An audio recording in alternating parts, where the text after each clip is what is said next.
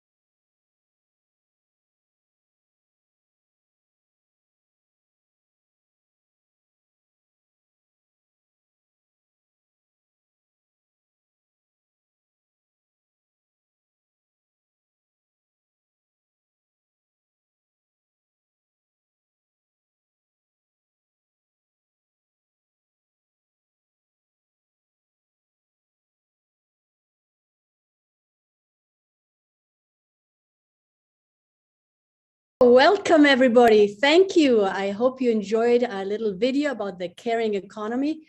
Thank you for joining our Women for Solutions webinar. We are proud to share our 160th webinar, where we create awareness, connect, learn, and inspire to action to reimagine and regenerate our world.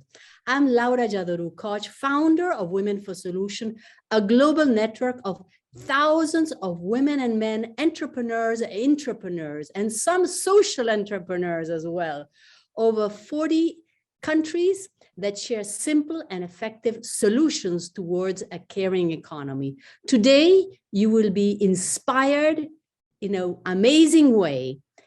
We will talk about the third pillar of the caring economy, that is the key importance to make visible and valuable early childhood education, with our senior Montessori consultant, Lilian Bryan.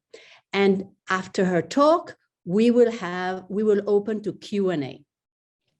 Lilian Bryan has international acclaim for her expertise for more than 55 years of work with children and adults specialized in the Montessori education. That is an amazing, amazing methodology with children up to 6 years old.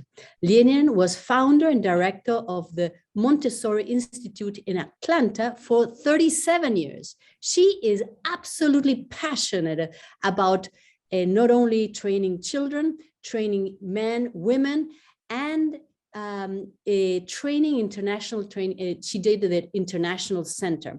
Lilian has traveled the world promoting Montessori education, giving courses and teacher workshop in Austria, her homeland, Switzerland, South Africa, Sweden, China, Japan, Thailand, Brazil, and a number of cities in the United States.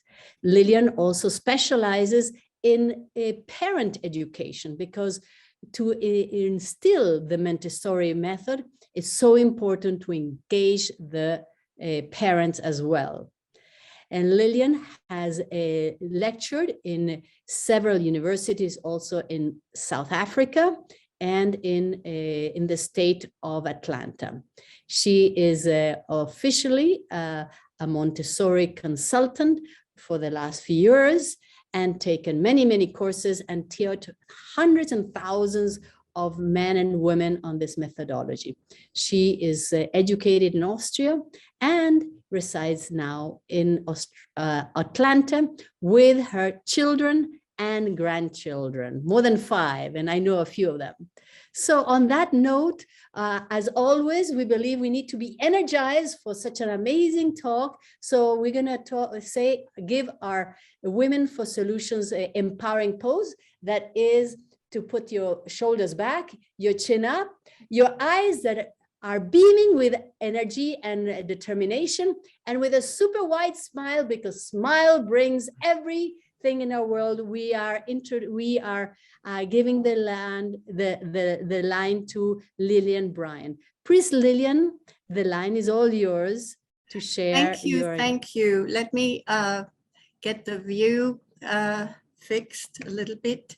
Yes. There we go. All right. Well, hello, everyone. And thank you, Laura, for inviting me to speak at your very worthy organization that I think is so very inspiring, and it fits right in with Montessori approach. So I'm just delighted to have been invited to speak to you and all of the participants today. And I look forward to hearing from you later on if you have questions.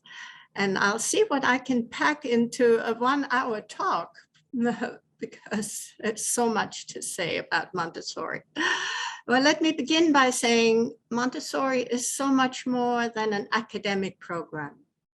It is an approach to life that is inspirational, and it is a way to help children unfold their unique and marvelous potentialities. We must view the child in a whole new light, the child who creates the adult that he or she will one day be, the child as the builder of our society of tomorrow. This knowledge is our guiding light in the education of children. But you probably want to know where it all began, and who is this Maria Montessori? Well, to speak of Maria Montessori is humbling. She had the most pioneering spirit which revolutionized long accepted and practiced methods of education. She was indeed an extraordinary historical figure, possessing a brilliant mind with an extraordinary vision for education as a path to peace. She was born in Italy. Maria Montessori was born in 1870 in a little town in Italy. And even as a young girl, she appeared to be quite precocious. And in school, she wanted to attend the boys' school where she could study mathematics and biology. Later, she decided to attend medical school, but it was denied. They said, no women can attend the medical school, the university in Rome. But through some connections with cardinals and deans of education, she was finally accepted. It was most unusual for a woman, and she was shunned by the men and gave her a very hard time while she was going through her medical training. However, at the end, she ended up giving the valedictorian address as being the most outstanding student. Well, after she received her medical degree, she studied further and earned degrees in philosophy, psychology, anthropology, psychiatry, and pedagogy. She then decided to dedicate herself to pedagogy, and she dedicated her life to the rights of children and the rights of women. When she began her work as a physician, she observed a ward at the hospital where they kept mentally deficient children. They called them the little idiots. She was taken aback by observing them, that they had no stimulation, and she brought in some materials for them to manipulate. And she saw a spark in their eyes when they were able to learn using their hands. And she brought more and more materials. And after a while, her children who were considered mentally deficient passed the entrance exam to the normal school. So everyone said, well, she performed a miracle with these children. But what really troubled her, she wondered if normal, healthy children were offered the same kind of stimulation and the same kind of opportunity to work with materials using their hands, why would normal, healthy children not surpass today's standard of regular school? But she didn't know how she could ever engage in that experiment, as it were. Well, the city of Rome went to her and said, in the slum of San Lorenzo, one of the worst slums where there was poverty and disease and unemployment, the city built new apartment buildings to better the life of the people there. But the little preschool children were running around free, and the city was worried they would deface the buildings. And they said, can't we gather them up? And they said, Dottoressa Montessori, would you like to take on these children? And she agreed. So in 1907, she gathered 52 children who were frightened, who were intimidated, who were crying, who were aggressive. She gathered 52 little children between the ages of 3 to 6 years in a room, in a space offered to her, and started her first Montessori classroom. What she did, she made the furniture small to fit the children. She cut off the legs. She made it a children's house. And from then on, her school was always called Casa dei Bambini. And even today, all the many schools around the world call themselves Casa dei Bambini, or children's house. She offered the children materials on the shelf, similar to the ones she had used before, and added more and more materials.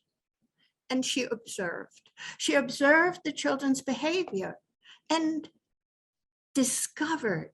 She did not invent anything. She discovered innate abilities within the children. First of all, she allowed them to freely choose the material that they wanted to work with. Well, that was unheard of because usually the teacher makes all the decisions for the children. She found that if the children could choose the material, they would choose what they're interested in. And of course, you learn more easily when you're interested in something in particular. Also, she allowed the children the freedom to work with the material as long as they liked. So there was no schedule. There was no bell that was rung when children were engaged in working with the alphabet, or they were engaged with musical bells or whatever. They could remain with their work as long as it satisfied them. And this brought forth a whole new phenomena. And this phenomena was the children who could work uninterruptedly as long as they liked displayed incredible powers of concentration. And this was a new revelation to Maria Montessori. During these periods of deep concentration, she experimented. While a child was concentrating, she took the other children and they danced around that child, and the child was so focused on his work, he did never look up. And this is not known, that young children can concentrate for long periods of time. Well, she observed this phenomena repeat itself over and over. Children who had the freedom to choose their activity, who had the freedom to stay with the activity as long as they liked, displayed whole new characteristics. These children became happy, content, and most of all, they became peaceful. People who came to visit her first Casa dei Bambini called them the new children. What's going on with these children that they are so kind and loving and peaceful and love learning? These children were different, but not because she invented something, but because she discovered in these children innate abilities. She realized that learning had to be connected with movement. So all the materials that she offered the children involved movement, particularly movement with the hand. She began to realize that it was the hand that fed the mind. The hand is the instrument of the brain. And this is particularly true for the preschool age child. Preschool age children cannot learn by sitting and listening to words. They learn in a very concrete way. And Maria Montessori was busy creating materials. She would design materials and have carpenters and say, I want that material the next morning. And she created materials for exploring all branches of knowledge, beautiful materials to show in concrete form so many concepts that were mathematical. That's why children going through Montessori love mathematics. And in addition, it appealed to a child's mind that loves order. Children love order. She also observed that in children. It's not her invention. She observed children have a need for order. They maintained the order in the environment. They put the materials back exactly where they found it. They straightened things up. And then she had materials for music, musical bells, where children were trained in their musical knowledge and their auditory sensitivity to the point where children acquired perfect pitch. So in every area of learning, she created materials because she realized children learn from their own exploration, from their own experience. Of course, the teacher is still needed. The teacher introduces the material to the child. The teacher shows a very precise handling of the material. And then the teacher leaves the child to work with the material alone. And that's when the real learning takes place.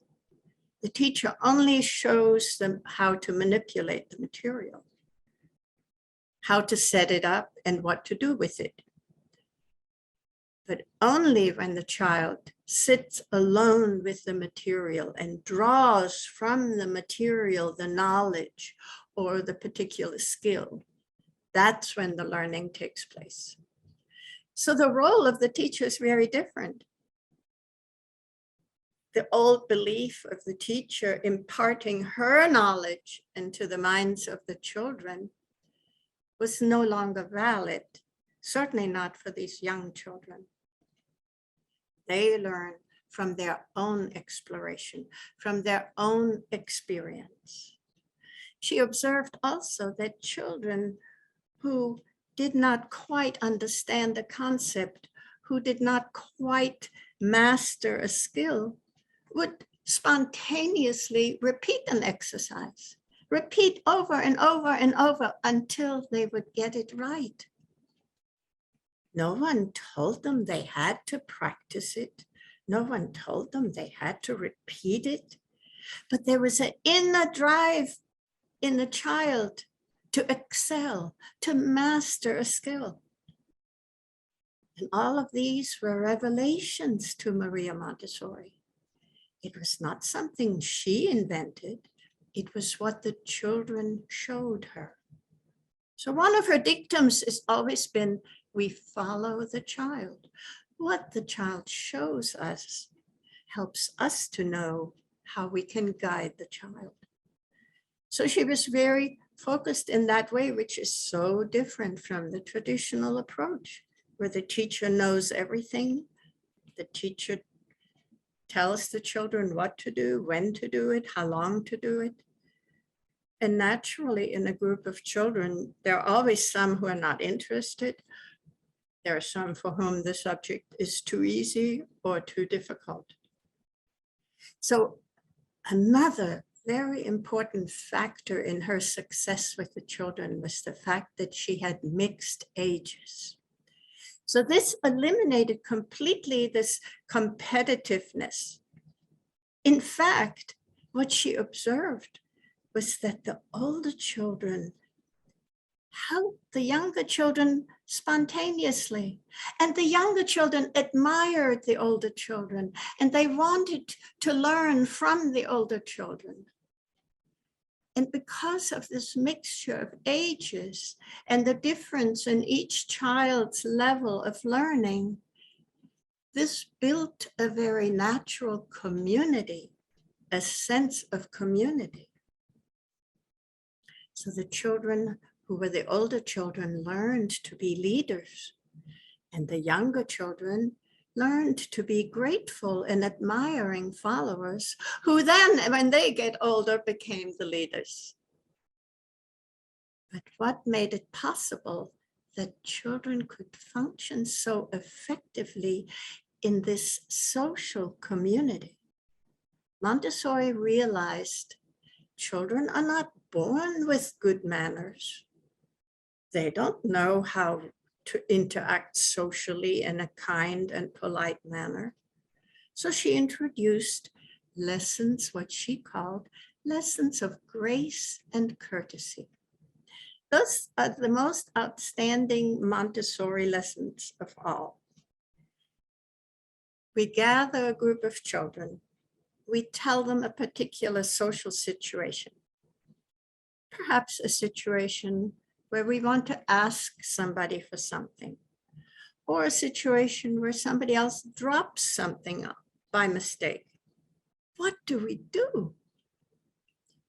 We go over and pick it up for them and hand it to them.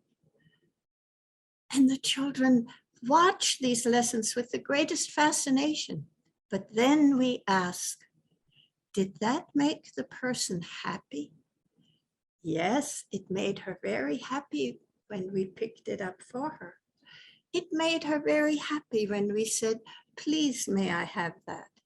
It made her very happy when we were at the door and we let somebody else go through it first. It made her very happy when we did not interrupt her work. So Montessori believed in teaching social graces, not because they were a rule of the house, but because it developed in the children an understanding of the feelings of others. How did the other person feel when we helped them?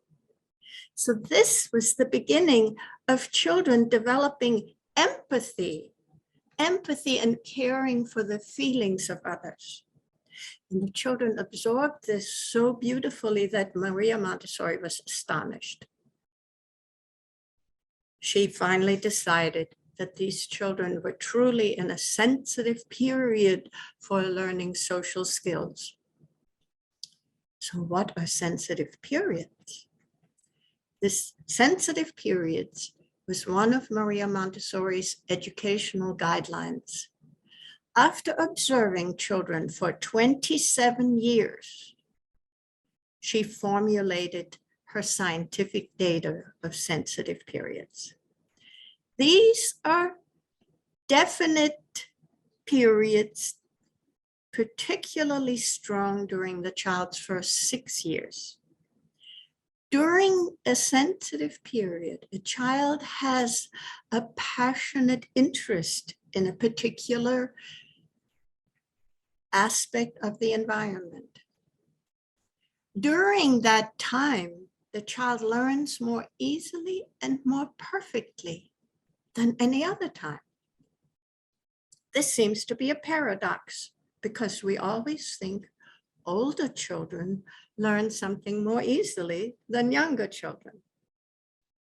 But this paradox of nature gives younger children these particular sensitive periods They are like a window that opens. And during that time, if we offer children the right materials, they will flock to the experience. They will draw from the experience and benefit from it greater than at any other time of life. So one example would be learning social graces. Older children are much more embarrassed about learning social graces. They feel awkward, but the young children embrace them and they internalize this sense of how we interact in a loving and kind and compassionate way with each other. So when you observe young children in a Montessori classroom anywhere in the world, you will see this repeated. You will see that these children interact with each other in a loving, kind, peaceful way that comes from spontaneously from within them. Because we don't say, don't you remember how to do this social grace? No, we teach them how to do it and we let the child internalize it. Then the child will spontaneously and genuinely practice the social skill. It becomes a genuine part of the child. So the visitors just couldn't believe when they would see the classroom with these children who were at once, at the beginning, hopeless little urchins. And now they were happy, content, loving, and loving to learn. Nowadays, when I see some adults who were once children in my classroom, they tell me, you know, I've always loved learning. And that is something that has remained with them. This is something that children experience at this impressionable young age. Now, going back to sensitive periods, there are other sensitive periods. I mentioned order. Young children have a very strong need for order and consistency. They love their environment to be unchanged. They maintain it. They love to take care of their environment. They like seeing things in the right place because it also enables them to find things independently. They don't have to ask, teacher, where is this material? Teacher, where is this or that? The children know exactly where everything is because everything has its place. This is very important for the child under age 5. Once they get older, order is not as important anymore. They have internalized order. But order is also reflected by consistency of rules, consistency of the events of the day. Children feel calm. Their life can be more predictable. And this is calming to the child. You don't have hyperactive children when there is order and consistency. So it is during this period between age 2 and 5 that order is so critical for them. And we have to provide order, physical order and order in the events of the day, order in the way we interact with the children. And other sensitive periods, everyone knows that children learn language so easily. What is it that enables children to learn one or more languages so easily with perfect grammar, perfect accent? I've been in America for 65 years and people still ask me, where are you from? Even though I've somewhat learned the English language, I can never quite learn the proper pronunciation. Children learn their language during a sensitive period to a point of perfection. From that point on, of course, their language will always be expanded and extended. But their basic, in fact, the whole speech apparatus, the muscles are formed early on to be able to produce the sounds that are particular to the language. And this happens during a sensitive period where children can learn more than one language as long as the language is a natural part of a child's life. Children don't want to go to a language class like adults do. No, they need to learn language as a natural part of life. And so often children who at home have parents who speak a different language than the society at large, and maybe a grandmother speaks yet a different language. Children learn all of them. They can separate the languages. And that is because they are going through the sensitive period for learning a language. It's the longest one. It's from 3 months to 5.5 years. Anything after that, you have to make an effort. That's the beauty of a sensitive period. A child can learn without great effort. It is like learning with love during a sensitive period. Another very important sensitive period is one of coordinating one's movement. And Montessori discovered something interesting even in her very first Casa dei Bambini. When the children were busy doing their activities, she had some helpers, some people who came in and they would sweep and they would water the plants and they would polish and wash dishes. And the children said, we want to do this.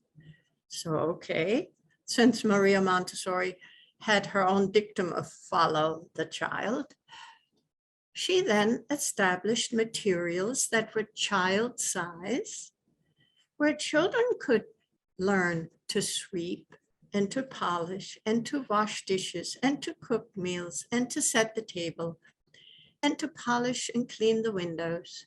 And she saw that children did these tasks with the greatest effort of using precise movements. And this is how children learned to control their movements. This is how they learned to control their body. This is how they learned self-control, self-discipline. People often come into a Montessori class and they say, how is it possible for these children to be so self-disciplined? Do you know what we tell them? We don't tell them much. We just show them. We pour water very carefully into a glass half full, and we stop and put that. Because just to pour water requires so much control of the hand, all of the nerve endings of the hand that the brain has to direct. That is just an example that children love to learn to pour. This is one of their very first exercises. When my grandson went to Montessori, the teacher said the first day, all day long, he poured. They love to do that. They learn this control of movement through the exercises that Montessori called exercises of practical life. And they go through the sensitive period for refining their movements right at that age, between 2.5 and age 5. This is the ideal time of learning to control the movements of the hand, which then later on leads to the children being able to write, being able to do beautiful art, being able to do anything that requires precise movements. So what is the benefit of all that? Well, children who are able to control their movements are more successful in completing a task. It's easier then for them when they learn through repetition to do an action precisely. It is deeply satisfying to a child to be successful in completing a task. They don't need praise from an adult. They draw from that experience so much deep satisfaction that it builds up their self-esteem and their self-confidence. No matter how often we say, oh, you're perfect, you're wonderful, you're whatever. Those are just words. A child develops his self-confidence, his positive self-image from successes of his own activities. Every time the child can carry a chair and put it down without a sound, every time the child can pour his water or whatever without spilling, that's success. And this is what builds up a child's positive self-image. And that contributes to the child's positive interaction with others. When we think about the angry people in this world, the people who do harm to others, they lack the self-confidence. They don't have a positive self-image. This is at the root of humanity's ailment, the lack of positive self-image. And here the young children are developing it right at the beginning of their self-construction. The first 6 years is the most dramatic period of self-construction, of building up that unique human being. So through the experiences in the environment. I want to go back to another point I made, and that is the children who learn these practical life activities, how it benefits their control of movement, their self-image, their self-confidence. But there's another important factor here. Children learn to respect their environment. They learn to care for it. They learn to appreciate each object so that nothing is damaged, everything is cared for. And here's an important point. This extends to the outdoor environment, because Montessori schools all over the world try to have a garden attached to their classroom whenever possible. So the children learn to care for nature. Because they're in the sensitive period for language, they learn the names of all the plants, they learn the names of the birds at the bird feeder, and they take care of the bird feeder. And if there are other animals, they take care of the animals, and they develop a love for the natural environment and the care for the natural environment. These children, who will be the guardians of our planet Earth, are learning at the most critical time of development that we must take care of the nature around us. So we're instilling in the children some of the most important values: to care for the people around them, to care for the environment around them. And all this is practiced through these marvelous practical life exercises. They form the basis of Montessori education. Because when children have acquired this control of movement of the hand, then they can explore the other subject areas. So we have the musical bells that develop, through which they develop perfect pitch, and they can learn to compose, they learn how to write music. Nature study, as I say, is just an open-ended area of countless materials, also materials we bring into the classroom, lots of plants and animals that children care for. And then we have another important area, it's called geography. So we have puzzle maps. Again, the children can use their hands for learning. They take the puzzle pieces out. First, we show them the map of the world with the different continents. And the children are in the sensitive period for language, so we teach them the names of everything. And after they have learned the names of all the continents, then we have continent maps. And here the children can learn the names of the countries within a continent. So often I would be sitting and a child would come over with a little puzzle piece and they'll say, and what is this one called? And I'd have to go, look, which continent does it come from? And then tell them, oh yes, this is called Uruguay, or Czechoslovakia or Czech Republic. And they learn it without effort because they're in the sensitive period, but not in an abstract manner. The learning of language has to connect with the real experience. And this is the experience of working with the puzzle maps. But I want to get to another important point here. When the children work with geography and they learn the names, then we have some big folders, picture folders.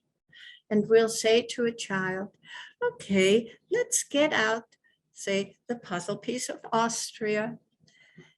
Lay it on a map. Let's get the folder where I have collected pictures of Austria. Let's look at the pictures.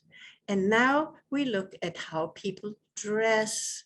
We look at what their houses look like, what they like to do, and all the music that people play in Austria. And I show them pictures of the Alps, of course, with my own enthusiasm. But the same holds true for a country in Africa. There are pictures of little boys with no clothes on, jumping into a river, having a wonderful time. There are pictures of women who have rings around their neck to make their neck long. We always look at pictures with admiration. We say, look, this is how the women there like to be beautiful. And look, this is how they wear their clothes. And this is the kind of, look, they have a thatched roof. Isn't it marvelous that they can make a roof out of grass where the rain will not go through? Aren't they clever? So we introduce children to how people live differently and how they look differently and how they do things differently. And we always tell the story in an admiring way, with deep respect. This is particularly important for the very young children, because older children tend to say, oh, that's weird. You know, if you show them a picture, say, of a woman with many rings around her neck, an older child will look at that and go, oh, no way. But a young child, if you say to them, this is how the women like to look beautiful, isn't that amazing? So these children develop from young on, not to reject anything that looks different in people, not to reject a different way of life, but to embrace it, to admire it. And this is one of the very important lessons in geography that we give to this impressionable mind, because we know that the first 6 years, during those first 6 years, children build up the basis for their outlook on life. They build up the foundation for their self-image, the foundation for how they respond to the world, the foundation for how they want to interact in society. They lay the foundation. All of this that Montessori discovered early on, over 100 years ago, has of course now been confirmed through science. Now that we have scientific instruments to look into the brain, lots of research is being done how children learn. And interestingly enough, everything Montessori said, based on her observation of children, has been corroborated, has been confirmed. Montessori lived until 1952. She turned 82 years old, and her last lecture in London, she received a standing ovation. And she said, "Oh, you don't understand. I'm pointing at the child, but you are looking at my finger." She didn't want the attention on her. She wanted the attention given to the child and understanding the child. She never bowed to political influence. When she started schools in Italy and Mussolini wanted her to indoctrinate children with his political view, she said, absolutely not.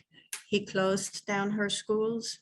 She went to India and was unable to return for 7 years. She was deterred from returning. So in India, she developed the method for older children, for the elementary age children, which of course you will find all over the world now as well. And later she wrote a book about Montessori approach to educating adolescents. She called them the Erdkinder, children of the earth, children of the soil, because she envisioned for the Erdkinder, the adolescent, a farm school. And all of that is just so fascinating, how she would gear her educational approach to the way children learn. They learn very differently at the elementary age. From the birth to 6 age, the very young children learn very concretely. Older children learning through abstraction and logic. And she prepared her educational method to fit the child's educational style, how children learn. And that is what made her so successful. And now there are schools all over the world, all over the world. In every little village, you'll find a Montessori school. In big cities, you'll find Montessori schools. The only place you will not find a Montessori school is an autocratic dictatorship government, because Montessori fosters independent thinking. This is one of Maria Montessori's basic tenets, is to support the child in his drive to independence. This drive to independence begins at birth, when the child becomes independent of the mother's body. And this drive for independence goes step by step.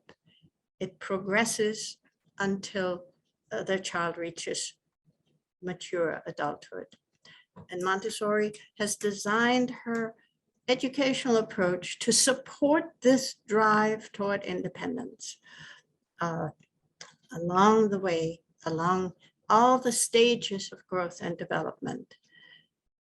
And that is probably the reason of her great success of her educational method.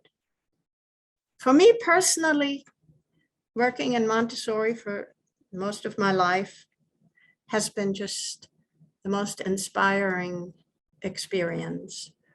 And I'm so thankful that I have been so fortunate to work through Montessori to help children and to play a small part in the betterment of humankind. Let me conclude here by saying this. Maria Montessori understood the child as the creator of our future society and the child's capacity to transform humanity. Each child born in every nation offers mankind a new possibility, a new beginning, and optimism for a better world. Most adults overlook the powerful creative force the child offers our world. Maria Montessori discovered the hidden powers that lie within each child. We must learn to liberate and nurture that potential and to bring forth this new kind of human being. It's like they call these the new children. This human being who knows love. This human being who experiences inner peace. and one that can live in harmony with others. Her philosophy to see education of children as the way to peace is her most significant contribution to education and to the world. And perhaps I will stop here and offer the time for questions and answers, because there's still so much more information to be given. Wow. So Laura, is that fine if we move on Yes, to thank you, question and thank you. answers? Absolutely. I knew about Montessori, I knew about Maria, and I've always been so impressed by what she's done. But today you highlighted all her method in such an incredibly effective and simple way. And I know you have been a Montessori teacher training for more than 37 years. So you have inspired hundreds of thousands of women and men to be And like men. you. And so, and men, obviously. And so, can you tell us about the teacher training, please? Yes, well, there are so many things I'm going to say. Oh, I wish I had mentioned this. I wished I had mentioned that. But, you know, you can only say so much in 1 hour. But yeah, I've been doing this work for 55 years now, thanks to my age. So if there are any questions, we can. Yeah, and so can you tell us more about how the teacher training in these years have, as in your 55 years, has it evolved as a method? Yes, well, and how? Yeah, teacher training is more than a university course. Teacher training is offered for people who have already a university degree, a bachelor's. Then they enter a course that lasts one academic year. Sometimes it's offered over 2 or 3 summers. It is a very intensive training, and the important part is not only learning the knowledge of child development and how to set up a Montessori environment, but an important part of the training is the transformation of the adult. That we are not the person to control the children, that the children can only learn to control themselves if we give them the freedom to do so. So the old-fashioned teacher who feels she has to be in charge of everything the children do and the schedule and what they learn and when they learn it, one has to be open to a complete change. And so that time of training has to also be a time of personal transformation. And it's wonderful to see teachers going through the training and they have to learn to observe children. Observing like Maria Montessori did, observing without prejudiced ideas, without preconceived ideas. And so that's called scientific observation. They have to learn to do that. Not to say, oh, this is a cute little girl, and I think she's so lovable. No, that's not how we observe children. We observe their behavior and we deduce from their behavior what they need. And this is how Montessori was so successful. And also the training involves practice teaching under a master teacher, because you have a classroom of 35 children of different ages and you give individual instructions. How does one do that? You can only do that by leaving the rest of the group free. You cannot control the whole class, and that's the key to Montessori. We don't control the whole class because that's the only way children learn to direct themselves. So it is individual instruction. And of course, there are also group times when we sing songs and do dances and go on walks together. There are certainly group times as well. But the actual learning period, this is where children engage individually with their own chosen work. So you might say, well, what if a child chooses every day just to do music? Is he ever going to learn to read and write? Is he ever going to learn mathematics? Well, as long as he draws from that experience, musical knowledge, we don't interrupt him.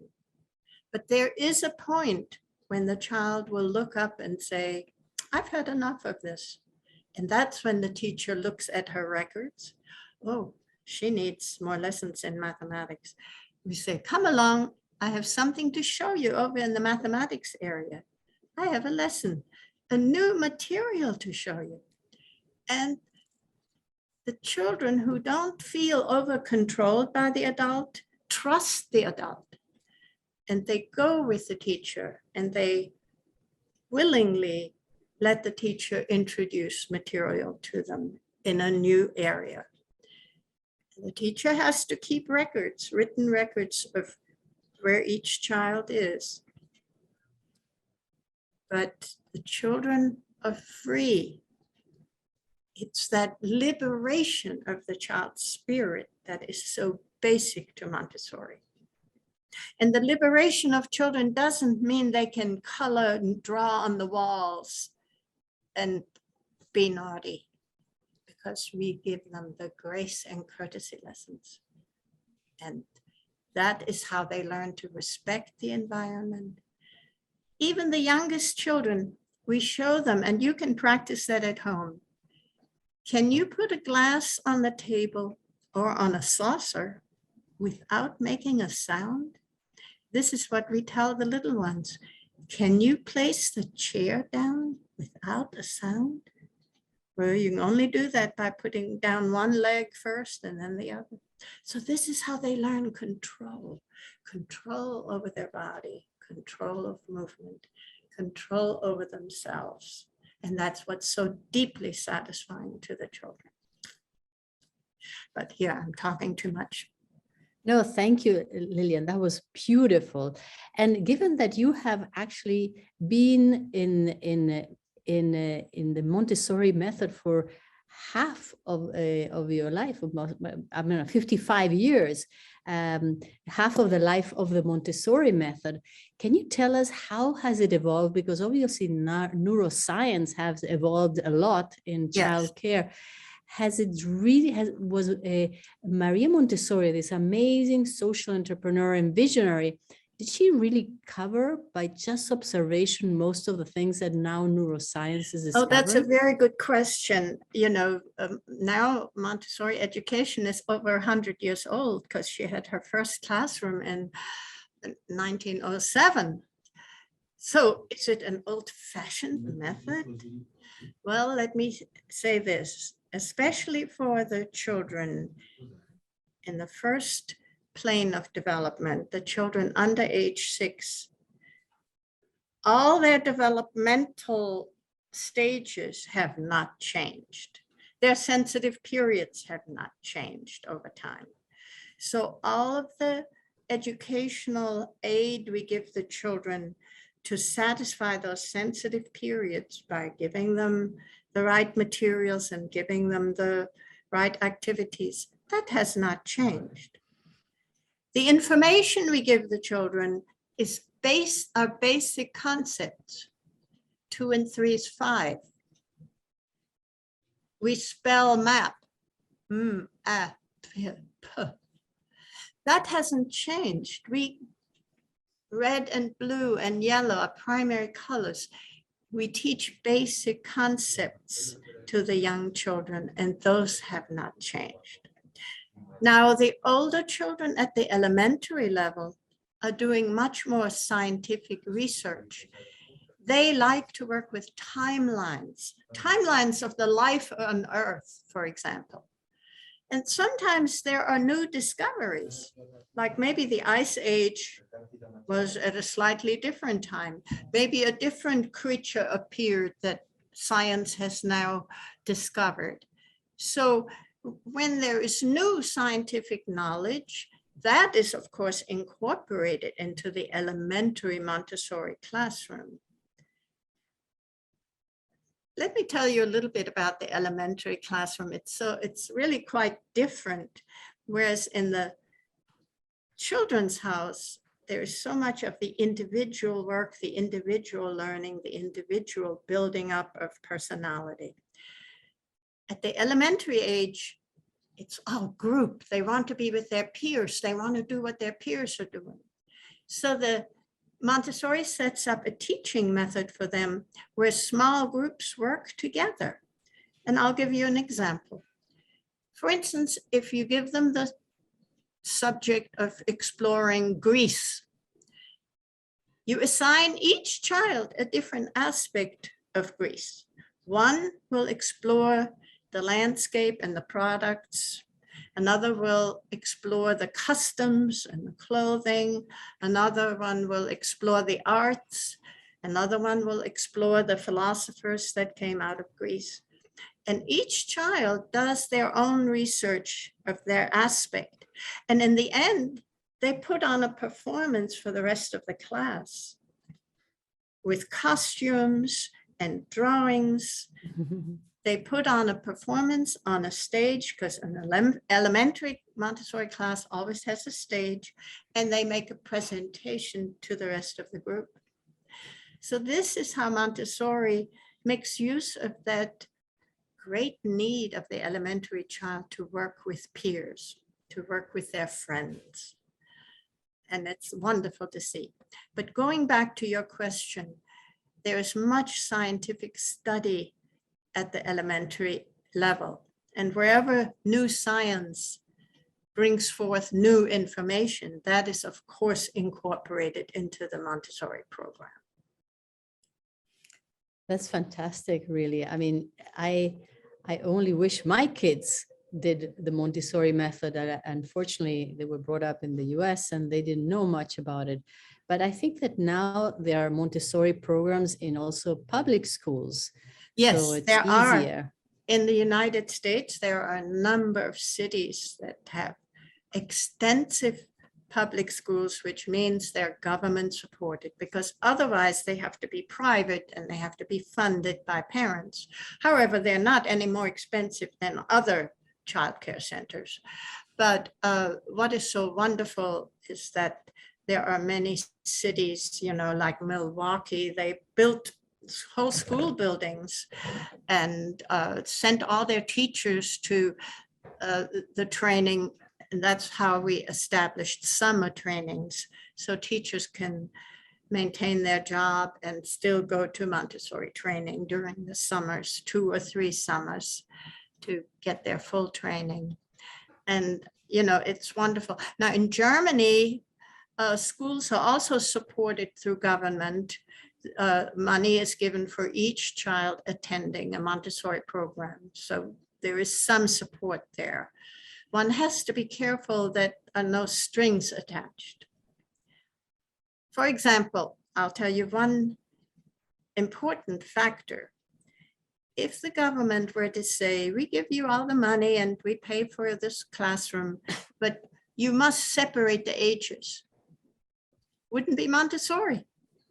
You would not have that social community of different ages, and then it wouldn't be Montessori. So we have to always be careful when something is funded for us, that we are at liberty to practice the authentic Montessori. Now, I also want to mention the name Montessori is not copyrighted. It is used all over the world by people who know Montessori and by people who don't know Montessori. Maybe someone who's just read a book and is excited about it, and they changed their kindergarten sign that now says Montessori, unfortunately. But there is the Association Montessori Internationale with the headquarters in Amsterdam. It's an organization founded by Maria Montessori to preserve the authenticity of the Montessori legacy. And so you always want to make sure, in short, it's AMI, that a school or a training center follows the authentic Montessori, approved and sanctioned by AMI.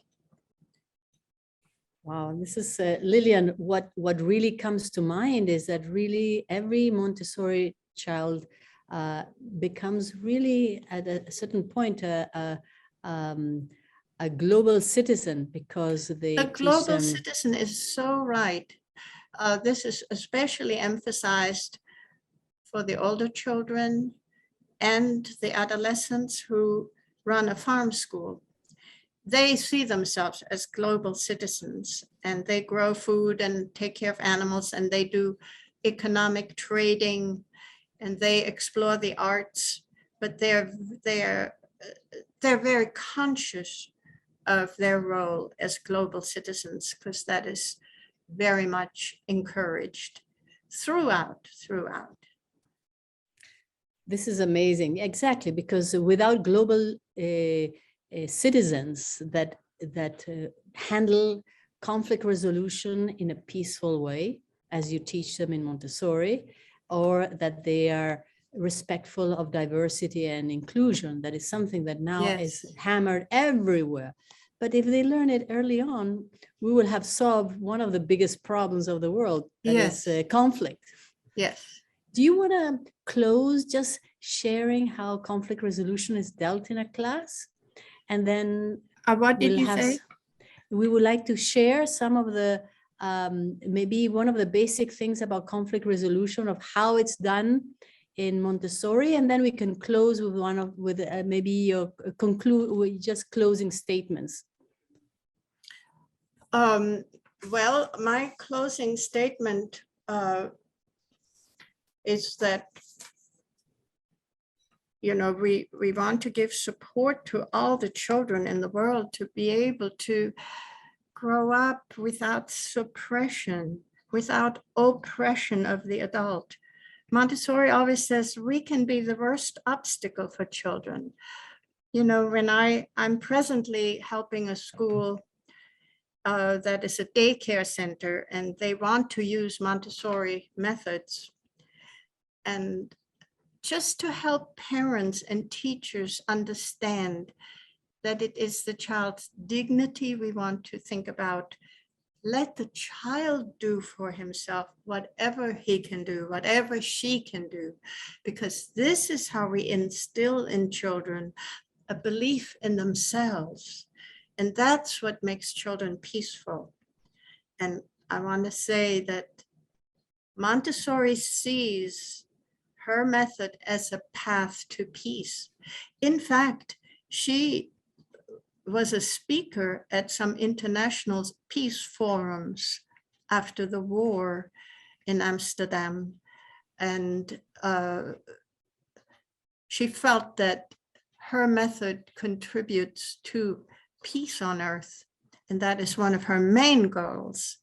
And I'll just say that that's the most gratifying aspect of Montessori for me personally. I have lived through the Second World War in Berlin and Austria. And to dedicate my life to supporting peace in the world is a privilege and a joy. And thank you so much. Lilian, you are amazing. I am so touched by the way you have shared with us the Montessori method. And yes, we are very, very committed to creating it, supporting as much as we can a method like Montessori that is really a key element to move towards a more caring society. Yes. Because Montessori is about caring. It is about caring. Yes. That's the core, at the core. Yes. And without it, we cannot progress as a society. We need to care for the environment. We need to care for people. We need to have empathy. We need to know how to deal with conflict in a respectful way, and look at people who have more experience respectfully, and be leaders. And I think Montessori does everything in the most impeccable, authentic, and caring way. She does. So yes. thank you. Thank Thank you so much. And thank you for all the listeners. And I hope you have the opportunity to visit a Montessori school and see it in action. And maybe one day we can have a webinar where I will take you inside a Montessori classroom and show you what goes on.